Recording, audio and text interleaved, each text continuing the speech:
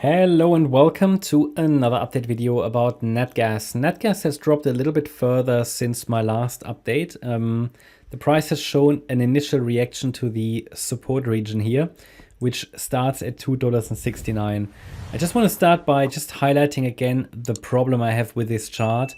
It is entirely possible that this mess here, this entire move from the February low to the April low, was actually, it was part of the downtrend still. The market, however, put a so-called truncated low in place, okay? So that actually, that one more low that could still happen, but that I've been watching for, actually, was meant to happen here, but the market could never push to another low. And the reason I say that is on some charts, this is actually a new low. So it is, lots of problems with these Natgas charts. I mentioned it, and that has an impact on our support area as well, because if actually the entire downtrend, let's assume the entire downtrend finished here in April, I'm not going to move it all over, but let's assume this was the actual low. Then I can call that potentially as a complete impulse. Even if it's only 3 waves up, it would change the support area. It would push a little higher. So it is difficult at the moment, the situation on the Natgas chart. It just is difficult. Nevertheless, we give our best here. My best interpretation from a bullish point of view is that a 3rd wave rally topped here in June, that we're now in a 4th wave pullback. Support is $2.69 as next support, then $2.43 and $2.24. Ideally, we don't break below $2.24. I've got a bit of a buffer zone there, because if I consider this as part of the rally here, this move that started in February, then this entire move up has to be a diagonal, and then I have to add the 61.8 retracement. So essentially, it's just, to keep it simple, what we really need as confirmation, I did say that in previous videos, that Natgas really put in a substantial low here in February. I need to see a 5-wave pattern to the upside. And it would mean that in this 4th wave, we must hold $2.06. Or I call that a 3-wave top. Essentially, I'd like to see a reaction in that region and one more high. That would give me a 5-wave pattern, as opposed to a 3-wave pattern that we have right now. If I get 5 waves up, I can be more confident that a long-term low has been struck.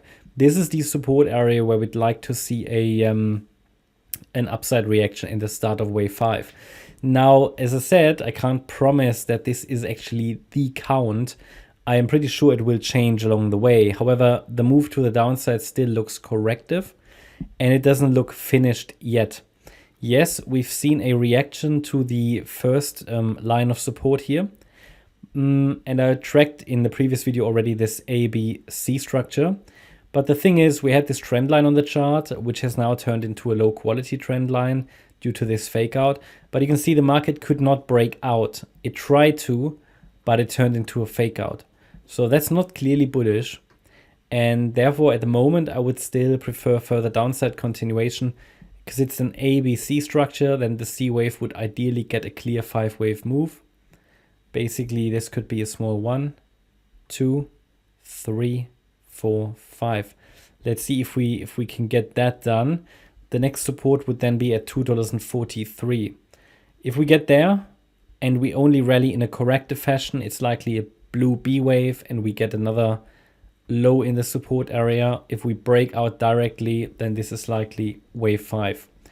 Just shows that as long as we don't really break out above this descending trend line that we have here on the chart, it is still to be considered that a wider wave 4 correction could play out as per the blue count. But I would say we watch the trend line. Any sustained break above the nearest trend line here could be an indication that in this immediate downtrend, a low of sorts is in place.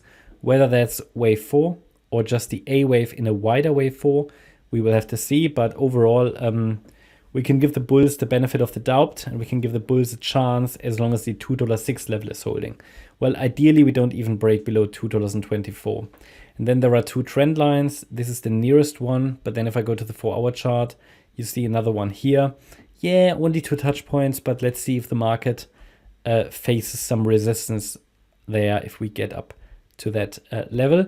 And I mean, this is a serious reversal attempt of Natgas, yeah, but I need to see 5 waves for confirmation from an analysis point of view. And you should now be aware of the relevant key support levels and upside breakout points. And really, a really clear bullish setup will likely occur after one more high if we get these 5 waves. After that, this entire 5-wave pattern needs to be corrected, and then we call that a 1-2 setup. But for now, we are still caught in a correction. At least it looks like that. And for now, the downside pressure is high, especially as long as, I mean, something is likely going to change if the price breaks above this last high, the B wave top there. This is at around $2.95. So if this is really a 1-2 setup, this is a local invalidation point. An absolute key level.